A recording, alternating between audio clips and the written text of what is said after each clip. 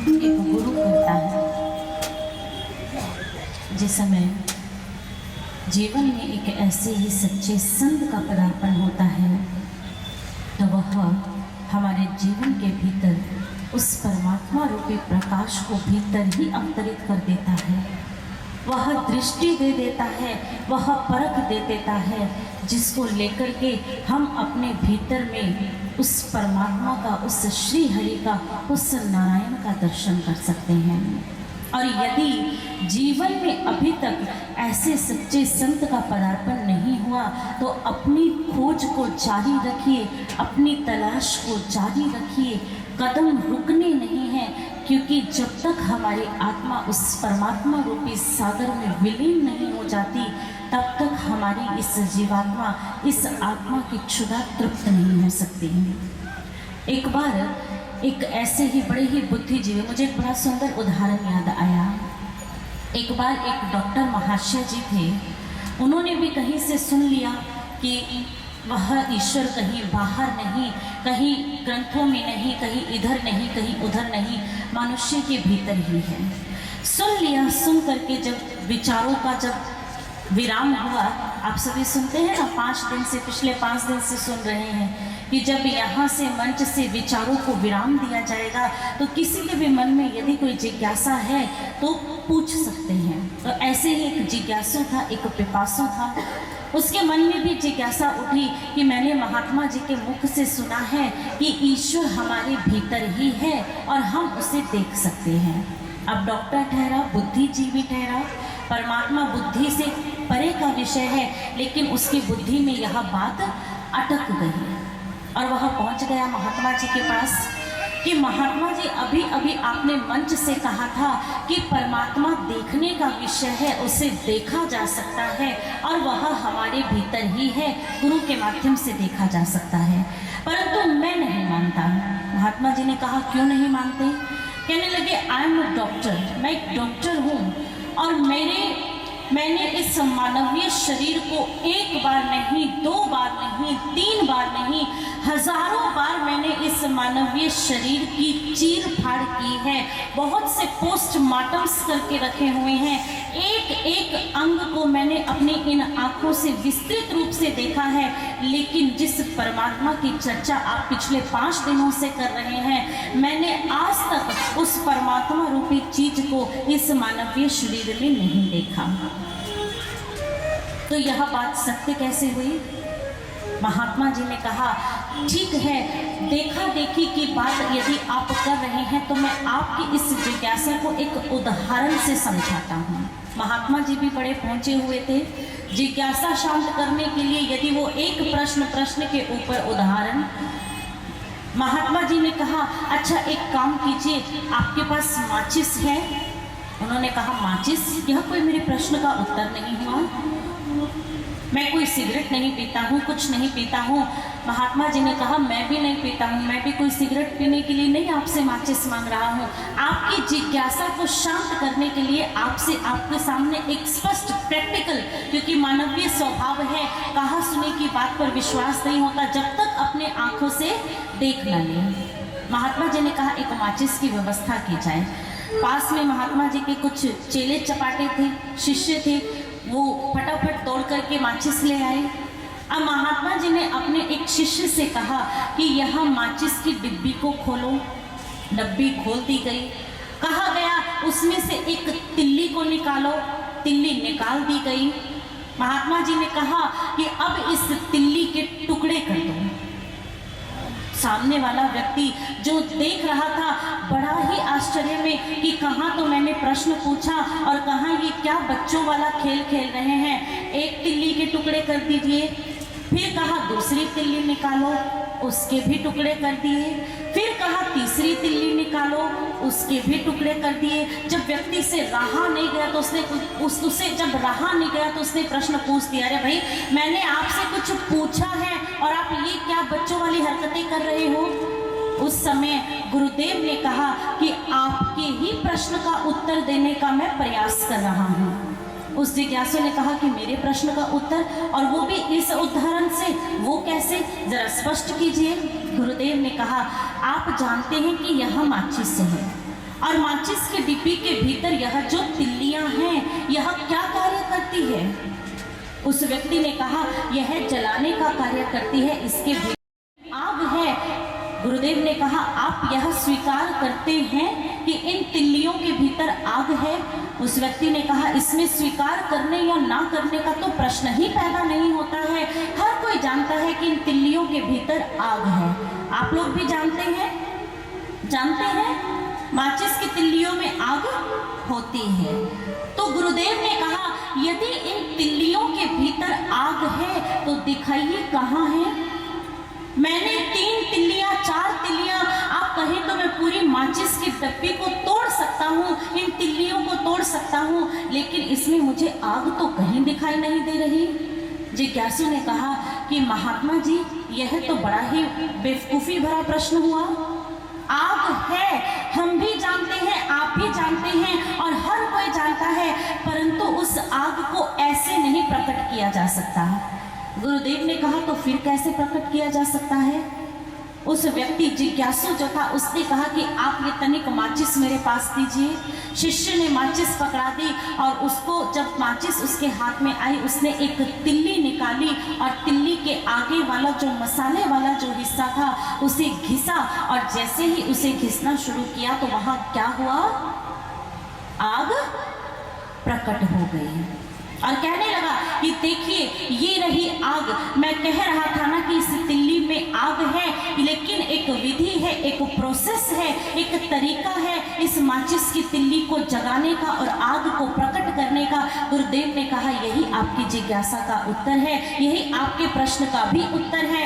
आपने माचिस की तिल्ली के भीतर आग तो देखी, लेकिन उस आग को प्रकट करने की एक विधि है, उस आग को प्रकट करने का एक प्रोसेस है। जब आप उस प्रोसेस के जरिए गुजरे तब आपके सामने यह आग प्रज्वलित हुई। ठीक यही संदेश हमारे यह आर्ष ग्रंथ हमारे महर्षि संत महापुरुष हमें देते हैं कि मानव के भीतर वह ईश्वर है, लेकिन उसको प्रकट करने का एक तरीका जो है, एक विधि जो है, एक प्रोसेस जो है, वो एक संत है। एक सच्चे संत के श्री चरणों में प्रीति लगाए बिना हम उस परमात्मा रूपी प्रभु को प्राप्त नहीं कर सकते। आज यही संदेश श्री राधा रानी गोपिकाओं को समझा रही है और गोपिकाओं ने श्री राधा रानी के वचनों को मानकर अपने उस श्याम की, अपने उस सांवरे की छवि को हृदयस्थ किया, उनके श्री चरणों में प्रगाढ़ प्रीति को जगाने लगी। और इधर हमारे श्री हरि, हमारे प्रभु भी इधर अपनी लीलाओं का विस्तार करने लगे, क्योंकि प्रभु जानते हैं कि जैसे जैसे समय व्यतीत हो रहा है वैसे वैसे भक्तों का उद्धार करना है, भक्तों का कल्याण करना है।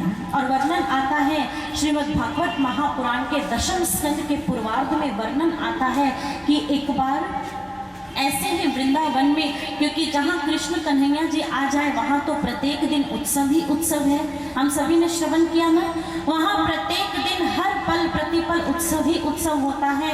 और आज वृंदावन के भीतर भी एक उत्सव की तैयारी चल रही है। बड़ा ही सभी बड़े खुश हैं, सबने नव वस्त्र पहने हुए हैं। आज कन्हैया जी जब देख रहे हैं, अरे ये क्या ब्राह्मण देवता नए नए वस्त्र पहन करके जा रहे हैं, हवन सामग्री का सामान लेकर के जा रहे हैं, कोई कुछ थाल में कोई पुष्प लेकर के जा रहा है, कोई कुछ लेकर के जा रहा है और पूरी नगरी पूरी सजी हुई है। तो कन्हैया जी ने अपनी मित्र मंडली से पूछा कि अरे आज वृंदावन में फिर से कोई उत्सव है क्या? और सभी मित्र मंडली कहने लगे अरे कन्हैया हम तो तुम्हारे साथ ही थे, हमें तो नहीं पता कि आज क्या है, तो चलो बाबा से पूछते हैं। हमारे कन्हैया जी बाबा जी के पास जाते हैं, बाबा से पूछते हैं कि बाबा आज का मेरा जन्मोत्सव है क्या, आज कौन सा उत्सव है? बाबा कहने लगे कि हट पगला, हर बार तुम्हारा ही उत्सव थोड़ी होता है, हर समय तुम्हारे ही उत्सव की तैयारी थोड़ी होती है, आज इंद्रोत्सव है। कन्हैया ने जैसे ही सुना इंद्रोत्सव, तो कन्हैया जी हैं। एक बच्चा जब हमें देखता है ना, घर में आप लोगों ने देखा होगा, बच्चा जब अपनी माता को या अपने पिता को कुछ करते हुए देखता है तो प्रश्न पूछता है ना कि ये क्या हो रहा है, कैसे कर रहे हैं, इसको करने से क्या होता है, ऐसा करने से क्या होता है। आज हमारे कन्हैया जी का भी वही हाल है। जैसे ही बाबा ने कहा कि इंद्रोत्सव की तैयारी हो रही है, इंद्र की पूजा की तैयारी हो रही है। तो हमारे कन्हैया जी ने भी प्रश्नों की झड़ी लगा दी। हमारे कन्हैया जी कहते कि इंद्रोत्सव, ये इंद्र की पूजा, ये इंद्र कौन है बाबा? क्या ये कोई देवता है? अगर देवता है तो फिर दिखाई क्यों नहीं दिया? और यदि देवता नहीं है तो क्या मेरा कोई मित्र है? अगर मित्र है तो हमसे मिलने क्यों नहीं आया? और आज इतनी उत्सव की तैयारी, एक से बढ़ के एक प्रश्न पूछ रहे हैं। नंद बाबा ने कहा तनिक विश्राम कर कन्हैया, तनिक वाणी पर अंकुश लगा और एक एक करके प्रश्न पूछ। तो कन्हैया जी पूछने लगे, अच्छा बाबा ठीक है, मैं प्रश्न पूछता हूँ, ये इंद्रोत्सव क्या है? बाबा ने कहा इंद्रोत्सव एक बहुत बड़ा उत्सव होता है। इंद्र देव जी वर्षा के देवता हैं और वर्षा के देवता जब वर्षा करते हैं तो हमारे यहाँ नदियों में पानी आता है, जिस पानी को गैया पीती है और इस जल से खेती होती है। गैया के लिए तृण की उत्पत्ति होती है, गैया मैया तृण खाती है, घास खाती है, तो उसके घास खाने से हमें दुग्ध की प्राप्ति होती है और दुग्ध की प्राप्ति यदि होती है तो हमें जीविकोपार्जन का साधन मिलता है। तो जब जीविकोपार्जन का साधन जो देवता हमें प्रदान करवाए तो वो हमारा देवता हुआ और उस देवता की पूजा करनी चाहिए। कन्हैया जी ने जब सुना तो कन्हैया जी, हमारे कृष्ण कन्हैया जी कहने लगे कि बाबा यह तो कोई बात नहीं हुई, इंद्र की पूजा। प्रभु मन ही मन कहने लगे कि इंद्र कब से पूजा का अधिकारी हो गया? अरे यह बारिश करवाना, जीवों को आहार देना, उनकी क्षुधा को शांत करना, ये तो मेरा काम है। इंद्र कब से अपनी पूजा करवाने लग गया? और वहां पर कन्हैया जी कहते हैं कि प्रभु, कि बाबा ये बात कुछ जचे नहीं। बाबा ने कहा जची नहीं मतलब? अरे कन्हैया देख, इधर उधर व्यवधान उत्पन्न नहीं कर। अरे आज इंद्रोत्सव की तैयारी करनी है, तू भी जरा मैया का हाथ बटा और इंद्रोत्सव की तैयारी कर। कन्हैया जी कहने लगे ना, इंद्रोत्सव की तैयारी तो नहीं होगी, पहले आप एक बात बताइए, यदि आप इन्हें देवता मानते हैं तो क्या ये देवता कभी आपके सामने प्रकट हुए? क्या इन देवता ने कभी आपको दर्शन दिया? बाबा ने कहा नहीं। तो कहने लगे जो देवता प्रकट ही नहीं हुआ है, जिसको आपने कभी आज तक देखा ही नहीं है, उसकी फिर पूजा कैसे? बगल में एक काका बैठे हुए थे, वो कहने लगे अरे कन्हैया ऐसे थोड़ी होता है, ईश्वर की पूजा करनी है, ईश्वर की पूजा में ऐसी बातें नहीं करते। यदि इंद्र महाराज को पता चल गया तो तुझ पर कुपित हो जाएंगे, और यदि इंद्र देवता को क्रोध आ गया तो फिर देख लेना इस वृंदावन के ऊपर भी उनका वज्र गिर पड़ेगा। कन्हैया जी ने जैसे ही सुना, कन्हैया जी कहते कि देव होकर के यदि इंद्र देवता यदि नाराज हो जाए, कुपित हो जाए, तो फिर वो देवता ही कैसा? आज हमारे कन्हैया जी हर एक विचारों को काट रहे हैं, हर एक तर्क को काट रहे हैं। हमारे कृष्ण कन्हैया जी कहते हैं यदि वह देव है तो देव मान और अपमान से, अपेक्षा और उपेक्षा से सबसे परे होते हैं। यदि अपनी पूजा करवाने का उस देव को इतना ही अधिकार है तो या तो वो नाराज नहीं होगा, और यदि नाराज हो गया तो या तो फिर वो देवता नहीं होगा। आप लोग तो ऐसे ही पूजा की तैयारी कर रहे हैं। जैसे ही नंद बाबा ने सुना तो नंद बाबा जी कहते अरे भाई कन्हैया, तेरी ये बातें तो मेरी समझ से परे हैं। देख इधर उधर की बातें करना छोड़ और चल जरा काम में हाथ बटा। आज बहुत तैयारी करनी है, आज जाकर के इंद्रोत्सव की पूजा की तैयारी है, बहुत काम है, ये ले फूल लेके चल, ये लेके चल, वो लेके चल। कन्हैया जी कहने लगे नहीं, ऐसे तो मैं भी नहीं मानने वाला। और हमारे कन्हैया जी वहाँ जितने भी गोप ग्वाल उपस्थित थे जो इंद्रोत्सव की तैयारी में लगे थे, हमारे बाल गोपाल जी सबको समझाते हैं कि देखिए हमें वर्षा देने वाले तो ये साक्षात गिरिराज महाराज जी हैं।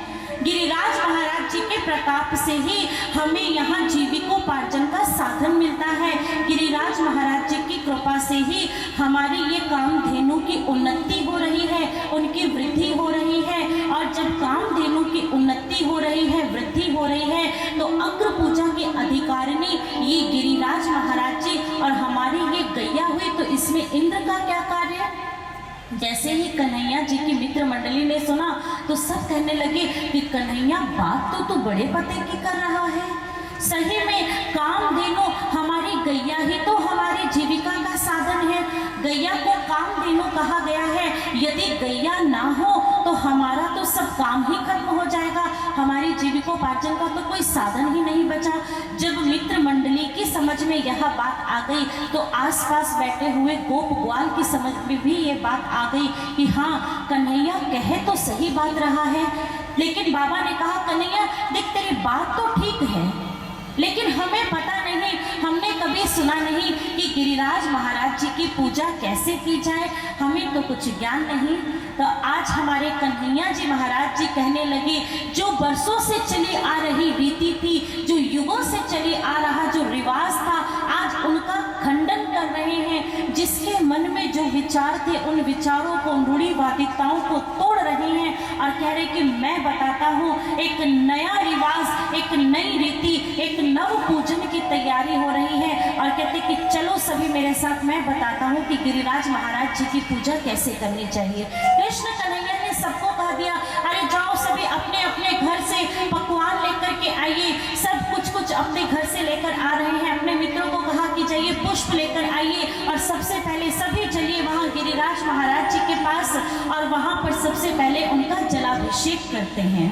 सभी मित्र मंडली, सभी गोप ग्वाल, वृंदावन के सभी वासी पहुंच जाते हैं गिरिराज महाराज जी के पास और वहां पहुंचते हैं। अब गिरिराज जिन्होंने पर्वत का रूप धारण कर रखा है, वो इतने विशाल, कन्हैया जी सबको कहते हैं, ओए मोटू, बहुत चर्बी हो गई है तेरे शरीर में, जा जरा उस अपने साथ श्री दामा को ले जाओ और जाकर के फटाफट घड़ों के अंदर जल लेकर के आओ। गिरिराज महाराज जी का जलाभिषेक करते हैं। सभी मित्र मंडली चली जाती है, घड़ों में जल भर भर करके लेकर आती हैं और गिरिराज महाराज जी के ऊपर जलाभिषेक कर रहे हैं। एक लेकर आ रहा है, दूसरे को पकड़ा रहा है, दूसरा लेकर आ रहा है, तीसरे को पकड़ा रहा है। कहने लगे, अरे कन्हैया देख, ऐसे तो हम थक जाएंगे, कहाँ तेरे गिरिराज महाराज इतने बड़े और कहाँ हम नन्हे मुन्ने बाल कुबाल, हम कैसे करेंगे।